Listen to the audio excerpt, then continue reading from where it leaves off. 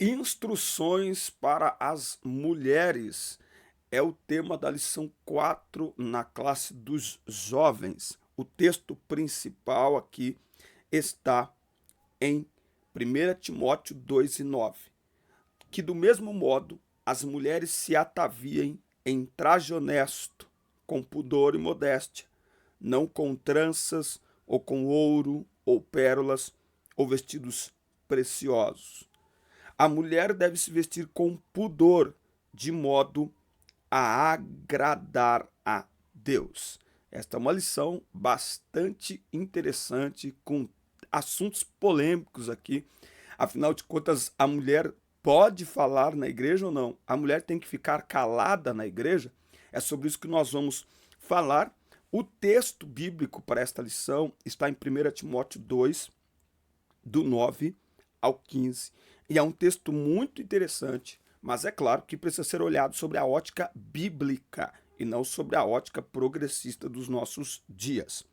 A introdução diz aqui que homens e mulheres são igualmente preciosos para Deus, resgatados pelo mesmo preço, o sangue de Jesus derramado por todos nós. Isso não pode ser confundido com igualdade de papéis. Homens e mulheres são diferentes da anatomia e função e posição de cada um na família, na igreja, na sociedade. Então nós somos diferentes e a nossa beleza está na diferença. Mas antes de continuarmos, deixa eu me apresentar aqui a vocês. Sou o presbítero Denis Pereira.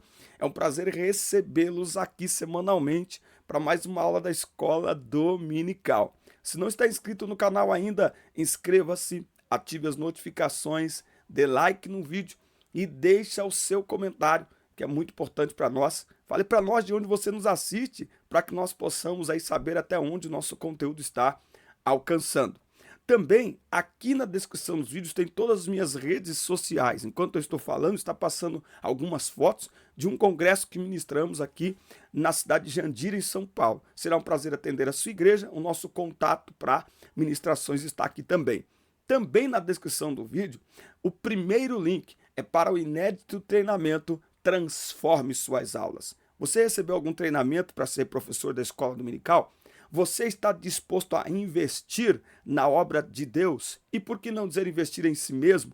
Então adquira o treinamento Transforme Suas Aulas. Um treinamento abençoado e que tem abençoado diversas pessoas, dezenas de professores, e vai abençoar muito mais e também a minha vida. Então, adquira o treinamento com a promoção de lançamento de R$ 199 por apenas R$ 49,90, com acesso vitalício para você assistir e fazer as suas anotações no conforto de sua casa e sempre que você quiser.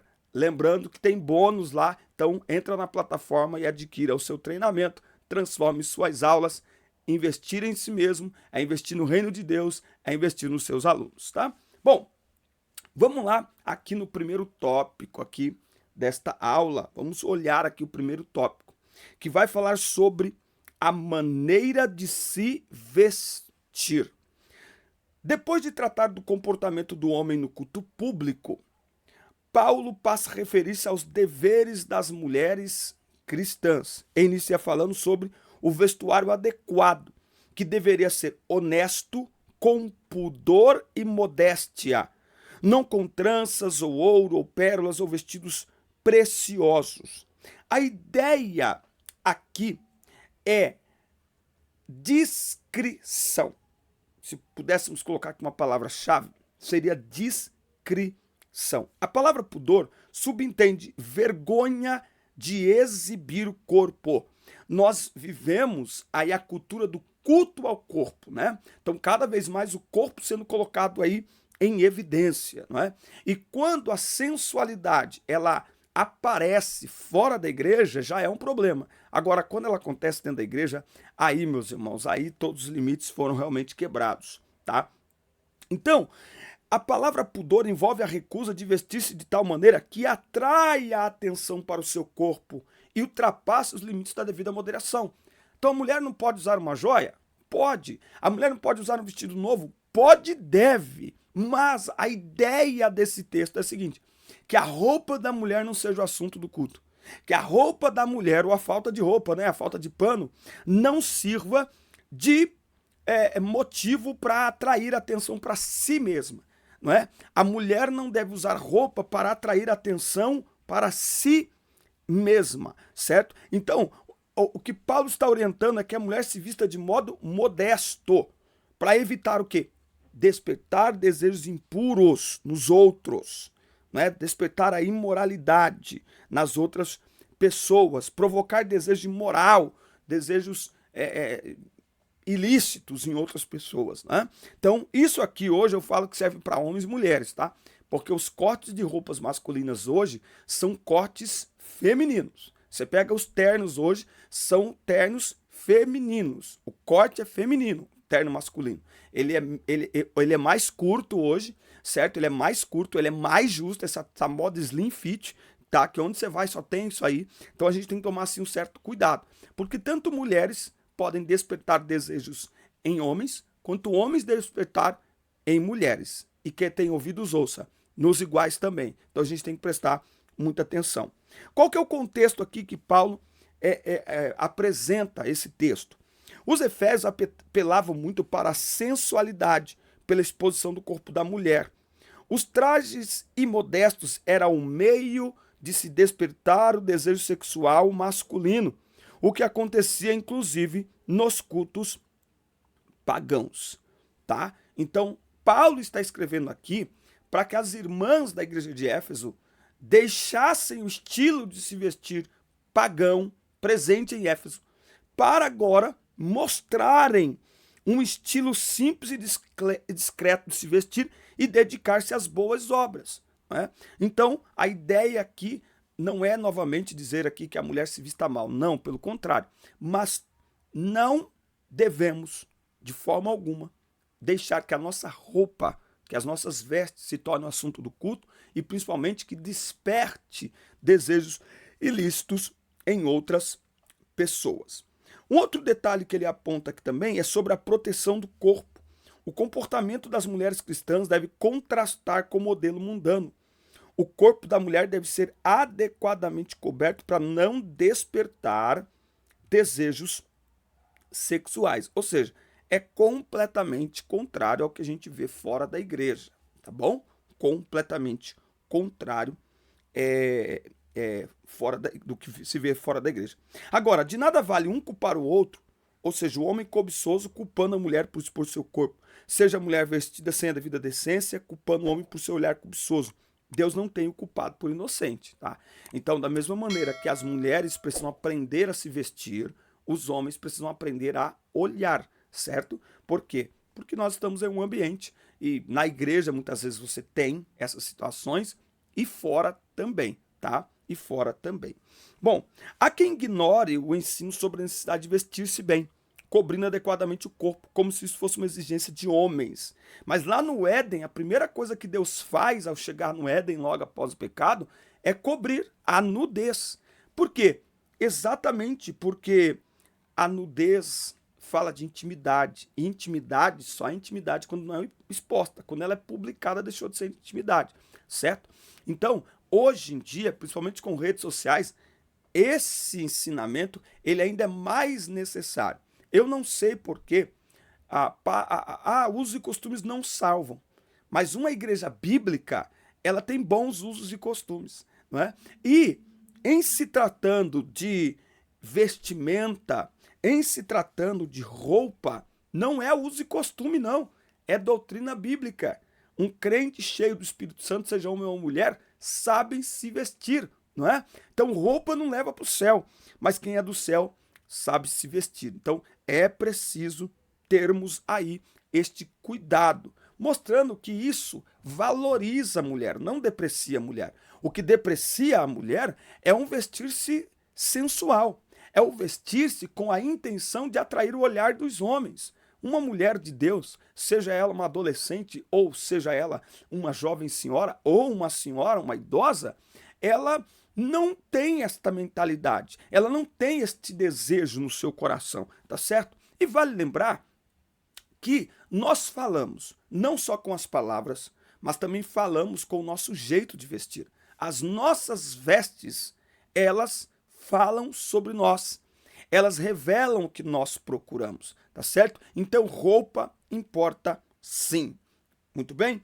Tópico 2, a conduta das mulheres na igreja. Agora a gente vai ver, mulher pode falar ou não pode falar? A gente vai ver aqui agora, tá? Mas preste atenção, se você não se inscreveu no canal ainda, inscreva-se, ative as notificações, dá like no vídeo e deixe o seu comentário, que é muito importante para nós. E não se esqueça de adquirir o treinamento Transforme Suas Aulas. Um treinamento para professores da escola dominical, para você assistir no conforto da sua casa e nos horários que você tiver disponibilidade, com acesso vitalício e com alguns bônus lá na plataforma. É o primeiro link aqui na descrição, clique no link, adquira o treinamento Transforme Suas Aulas. Você estará investindo na obra de Deus, no reino de Deus, e estará investindo em você também. O reino agradece, seus alunos agradecem. Bom, a conduta das mulheres na igreja. Aprender em silêncio. Paulo disse isso. A mulher aprenda em silêncio com toda sujeição. Não permito, porém, que a mulher ensine nem use de autoridade sobre o marido, mas que esteja em silêncio. Provavelmente, de acordo aqui com o comentarista, tem muitas opiniões, provavelmente estava acontecendo ali alguns excessos na igreja e por isso Paulo teve que tratar deste assunto de maneira enfática.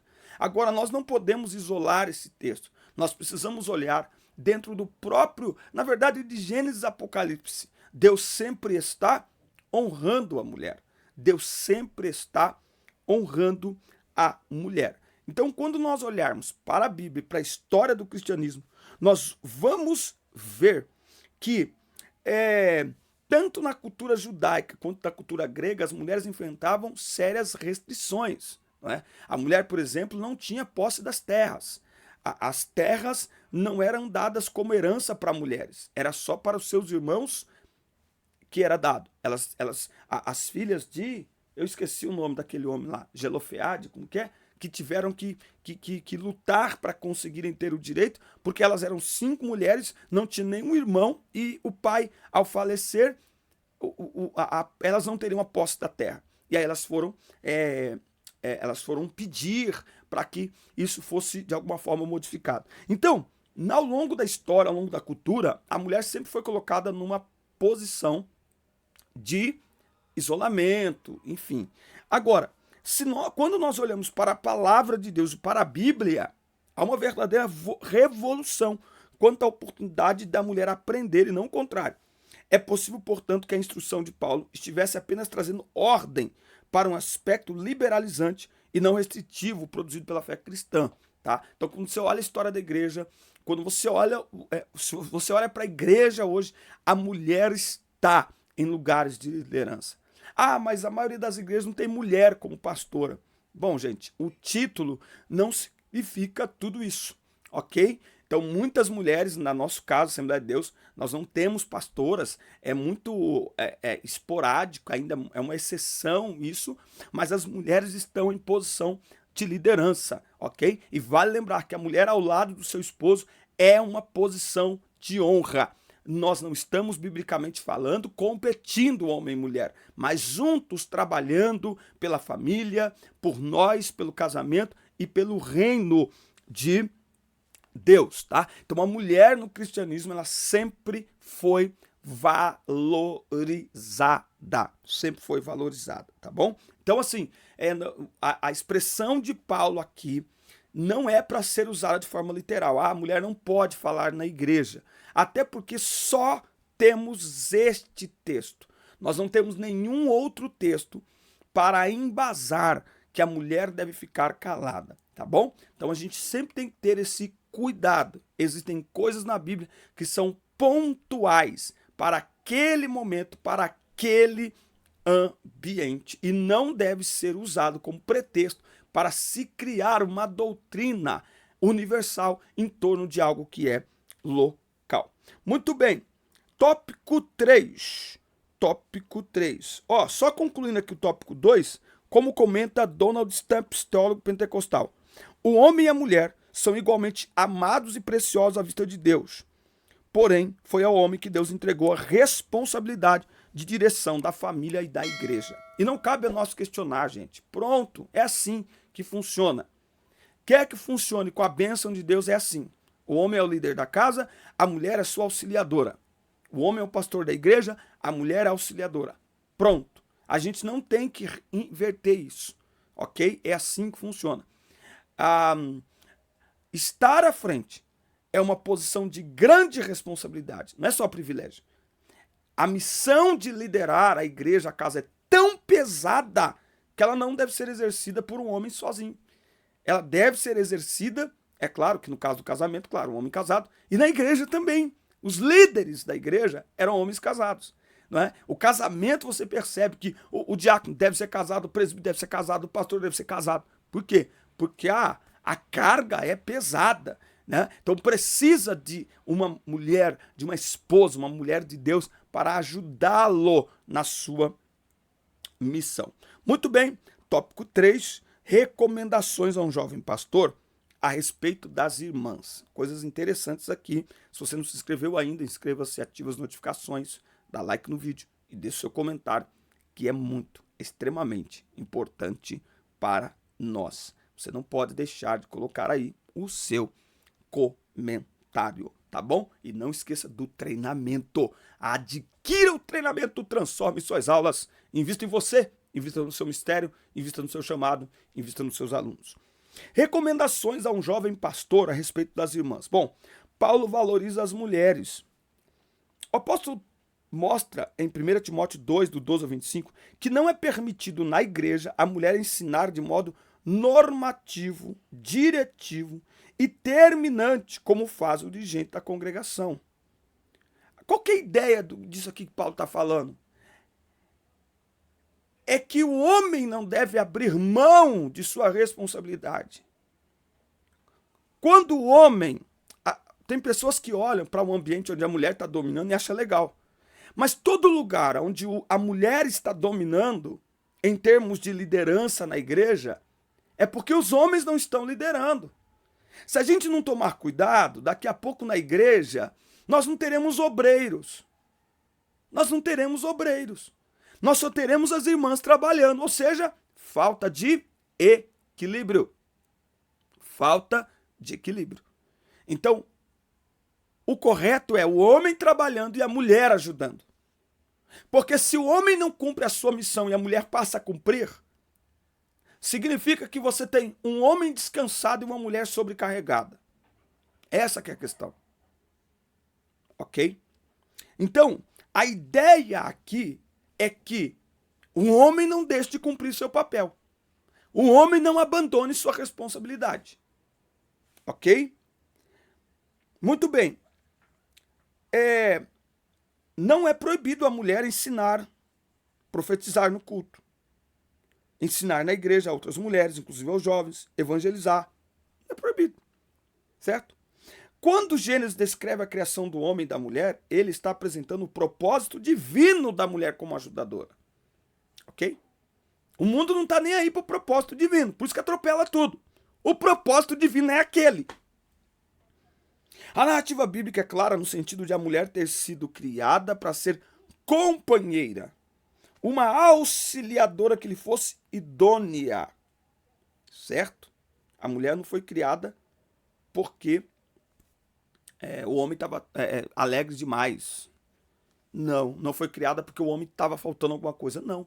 Ela foi criada para acoplar, né, para integrar esse projeto de Deus, chamado família e chamado reino de Deus na terra. Por isso que a gente precisa tomar cuidado. A gente está estudando lá na lição de adultos sobre o cuidado com ensinos progressistas e tal. Por quê? Porque existem demandas externas à igreja que elas estão sorrateiramente entrando dentro da igreja. Demandas progressistas. A Bíblia não é um livro nem machista e nem feminista. Ela é um livro focado, centrado em Deus. E ela estabelece desde a criação pessoas distintas, seres distintos, para funções distintas. Então, se a mulher deixa de cumprir o seu papel e passa a cumprir o papel do homem, você começa a ter uma inversão. Então é a mulher cumprindo o papel do homem e o homem cumprindo o papel da mulher. Só que eles não foram criados para isso. Não foram criados para isso. É como você usar etanol num carro que é só a gasolina. Ele pode até andar, mas vai dar BO. E se for desses novos, não anda. Mas é combustível, mas não é o próprio. Ele não foi criado com o propósito de ser abastecido com etanol. Tem que ser gasolina. Só que você vai teimar, você vai estragar. Entende? Os carros antigos até andavam, mas uma hora dá pau. Então, cada um no seu propósito. E juntos avançamos para a glória de Deus. E juntos crescemos. Certo? Então, nesta aula eu diria para os jovens, tenham cuidado, somente as meninas, fortes, guerreiras, maravilha. Mas não ocupe o lugar do homem. Porque sempre que a mulher luta para ocupar o lugar do homem, na família, no reino de Deus, ela desconstrói um líder e ela constrói um bobão, um babão. E isso vai provocar o quê? Sobrecarga na mulher. A mulher sábia, ela não assume o lugar do marido. A mulher sábia, ela impulsiona o marido a cumprir a sua missão. Forte abraço, Deus abençoe, assista, curta, compartilhe, inscreva-se aqui no nosso canal e até a próxima semana. Deus abençoe vocês. Forte abraço, forte abraço.